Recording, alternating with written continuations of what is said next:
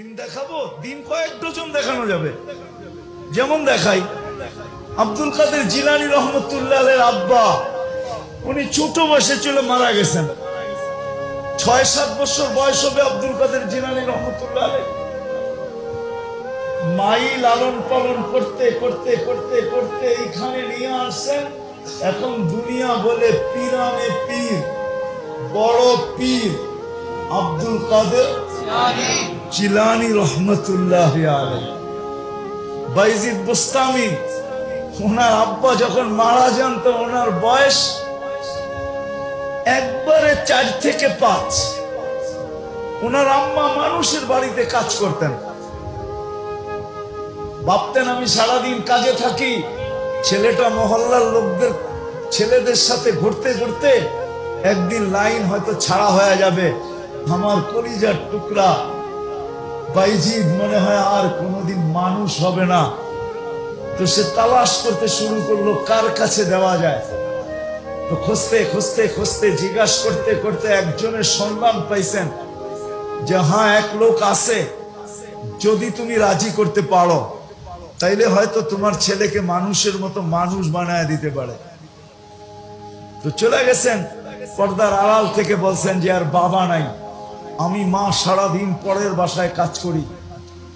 ছেলেটা অল্প বয়স, পাড়ার ছেলেদের সাথে যদি ঘুরতে থাকে তো আমার মনের আশাটা পুরো হবে না, আমার ছেলেটা মানুষ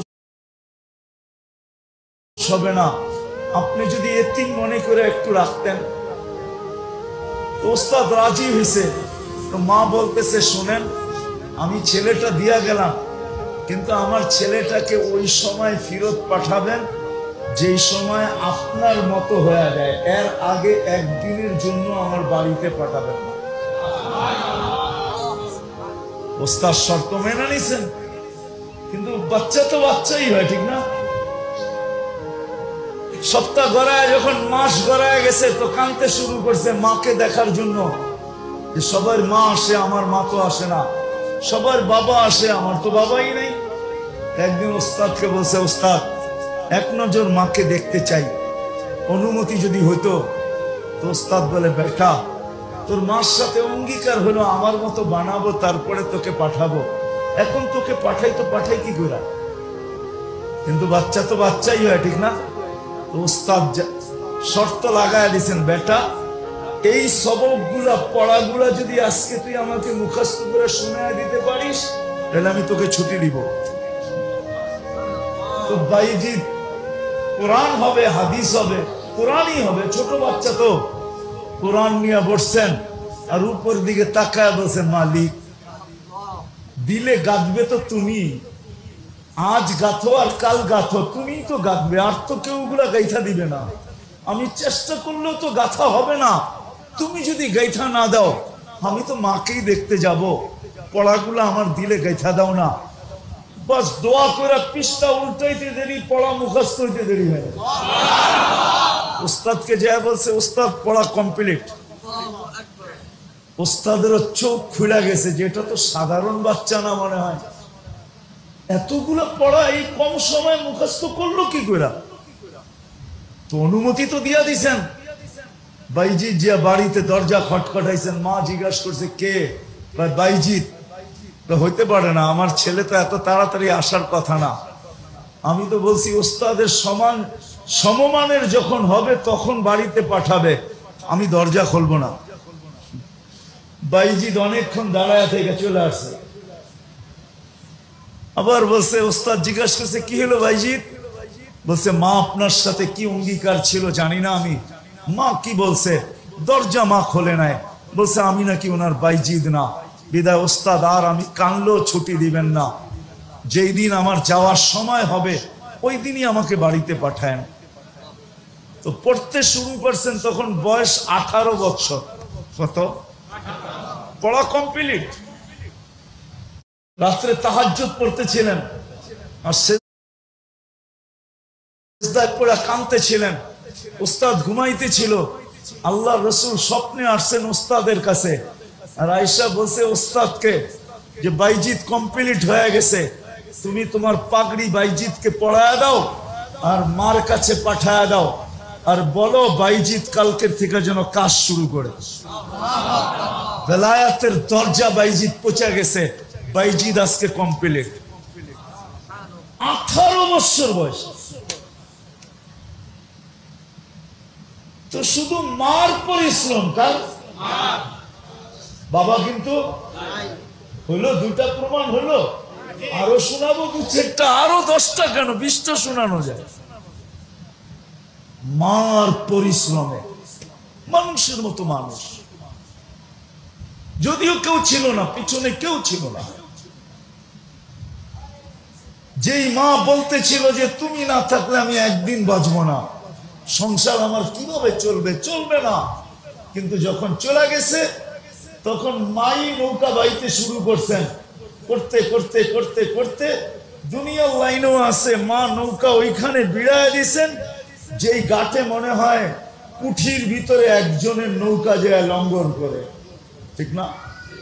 আবার দিনই লাইনও আছে, ওই মা নৌকা বাইতে বাইতে বাইতে বাইতে পৌঁছায় দিয়েছেন। যেমন আব্দুল কাদের জিলানী রহমতুল্লাহ আলাই, যেমন বাইজিদ বুস্তামি রহমতুল্লাহ আলাই, এরকম আরো শত আছে যাদের বাবা ছিল না। মার পরিশ্রমের কারণে কিয়ামতের সকাল পর্যন্ত।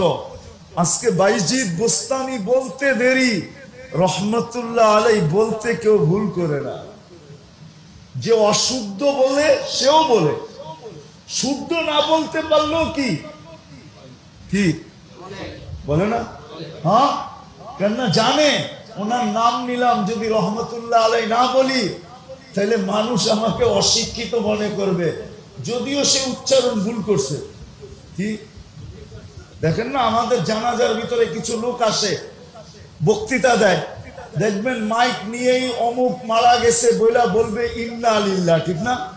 কিন্তু উনি এমন শুদ্ধ পড়ছে যে উনার ইন্না লিল্লাহ শুনা শুদ্ধ মানুষগুলাকে কয়েকশো বার ইন্না লিল্লাহ পড়তে হয়, যে কি ইন্না লিল্লাহ পড়লো, ঠিক না? হুজুররা ভালো বুঝবেন, ঠিক না? এমন অশুদ্ধ পড়ছে যে উনার ইন্না লিল্লাহ শুনা আমাদেরকে ইন্না লিল্লাহ পড়তে হয়, যে পড়লোটা কি কি পড়লোটা পড়লোটা অর্থ কি দাঁড়াবে, কি পড়লো কি অর্থ দাঁড়াবে। মাঝে মাঝে আমরাও অর্থ খুঁজে পাই না যেটার অর্থ কি দাঁড়াবে, কিন্তু পড়ে, ঠিক না? এই জন্য আসেন, কথা শেষ।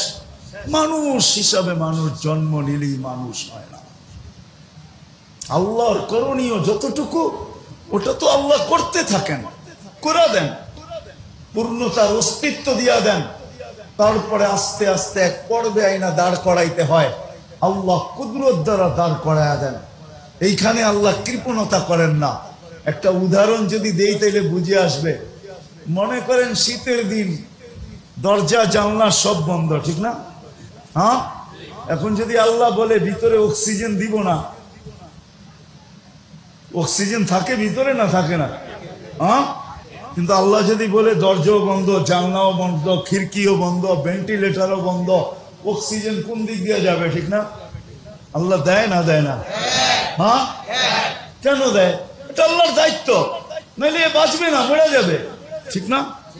হ্যাঁ, আচ্ছা বন্ধ কামরায় অক্সিজেন দিল, একদিকে কামরা বন্ধ, আরেকদিকে কোরিয়ার লম্বা মোটা কম্বল, এটা গায়ের উপরে জড়ায়া একবারে নাক মুখ সব কম্বল দিয়া ডাইকা ফুটবলে পড়ে আছে, ঠিক না? এখন তো আল্লাহ বলতে পারতেন যে দরজা বন্ধ করলি, জানলা বন্ধ করলি, খিড়কি বন্ধ করলি, ভেন্টিলেটর বন্ধ করলি, তারপর আমি অক্সিজেন দিলাম। এই যে তুই ল্যাপের ভিতরে ঢুইকা যে সব পেঁচায় গোচায় ফুটবল হইলি, এইখানে অক্সিজেন দিব কেন? কি যুক্তিকতা ছিল না? ছিল না। কিন্তু ওইখানে আল্লাহ অক্সিজেন দেয় না দেয় না? ওটা আল্লাহর দায়িত্ব। ওই পর্যন্ত অক্সিজেন দিবে যেই পর্যন্ত আমি সীমা রেখায় পা না দেই। যেদিন পা দিব ওই দিন অক্সিজেনের বোতল নাকে লাগায়ও মরে যাবে। কি হাসপাতালে মারা যায় না? যায় না।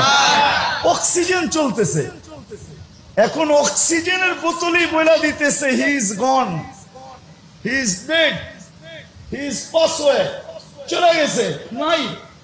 আরে অক্সিজেনের পুরো ডাব্বা তো পুরো বোতল তো লাগানো, ডাক্তার বলবে অক্সিজেনের বোতলই বলতেছে নাই। আরে আপনি কি করে বুঝলেন? অক্সিজেন টানে না, অক্সিজেন থাইমা আছে, নড়ে না। এতক্ষণ নড়তে ছিল, সে টানতে ছিল, নড়তে ছিল, এখন অক্সিজেন স্থির হয়ে গেছে, সে নড়ে না, মানে সে নাই। অথচ অক্সিজেন লাগানো, অথচ এখানে কামরা বন্ধ, জানলা বন্ধ, খিড়কি বন্ধ, আবার কোরিয়ার মোটা কম্বল, এটার ভিতরে দুই কান নাক টাক সব বন্ধ করে ফুটবল হয়ে তারপর নাক টাইকা ঘুমাইতেছে আর অক্সিজেন পাইতেছে। কেন? এখানে সীমা রেখা এখনো পা দেয় না। আল্লাহ বলে যতই প্রতিবন্ধকতা সৃষ্টি করো আমি অক্সিজেন পৌঁছাবো।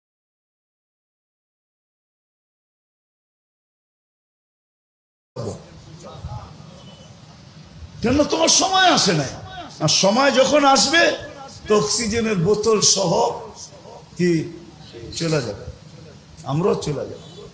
আসেন, মানুষ কিভাবে হওয়া যায়, কোথায় গেলে হইতে পারবে ওই মানুষ।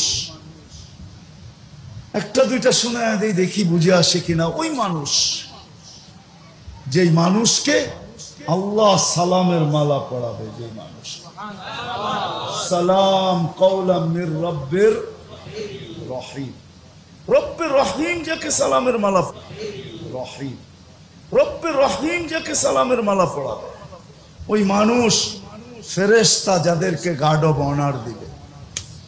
আসিকাল্লাযীনা তাকাউ রাব্বাহুম ইলাল জান্নাতি যুমারা হাত্তা ইযা জাউহা ওয়া ফুতিহাত আবওয়াবুহা ওয়া ক্বালা লাহুম খাযানাতুহা সালাম তিবতুম, সালাম স্যালুট, তিবতুম ফাদখুলুহা খালিদিন। ফেরেশতা সালাম দিবে, সমগ্র সৃষ্টি সালাম দিবে। ওই মানুষ আমি কোথায় গেলে হবে? কেননা দুনিয়া 60-70 বছর। ওই মানুষ আমি কোথায় গেলে হব, কোন পরিবেশে গেলে হব, কিভাবে হব, এটাই আপনার আমার দায়িত্ব। কিন্তু বাকিটা আল্লাহর দায়িত্ব, বিদায় আল্লাহ পৌঁছাইতেছেন। দুনিয়া যতই স্লোগান দেখ না কেন, কিন্তু আল্লাহ যেটা পৌঁছানোর ওটা পৌঁছাইতেছেন। যেই দায়িত্ব আল্লাহর ওটা আল্লাহ পুরা করবেন, এটা সত্য। প্রত্যেক দেশ তো আলাদা বাজেট করে, আল্লাহও বাজেট করেন, নাহলে কিতাবে কেন আসবে কাসসামার রিজক ফালা ইয়ানসা মিন খালকিহি আহাদ। আল্লাহ বলে তোমরা দেশ হিসাবে বাজেট করো। আমাদের দেশের বাজেট ভিন্ন, উন্নত দেশের বাজেট ভিন্ন, ঠিক না? আমাদের জন্য তো প্রত্যেক বছর একটা বরাদ্দ সরকারের কাছে হয় না, হয় না? হ্যাঁ, হয় না, হয় না? উন্নত দেশেও তার পাবলিকের জন্য, জনসাধারণের জন্য বাজেট হয়। আল্লাহ বলে আমিও প্রতি বছর বাজেট করি, আমার সৃষ্টির জন্য আমার বাজেট আছে। কাউকে আমি বাজেটে ভুলি নাই, কাউকে আমি বাজেটে ভুলি নাই, ভুলি না, এটাই সত্য। আল্লাহর করণীয় আল্লাহ করবে, কিন্তু আপনার আমার করণীয় হলো যদি আমি আখেরাতে বিশ্বাস করি, মৌতে বিশ্বাস করি। আবার একটা কথা যোগ এটাও করতে চাই, ওইখানে কিন্তু কেউ কারো দিকে তাকাবে না। আজকেই তাকায় না, কালকে কোত্থেকে তাকাবে? আজকেই তাকায় না, কাল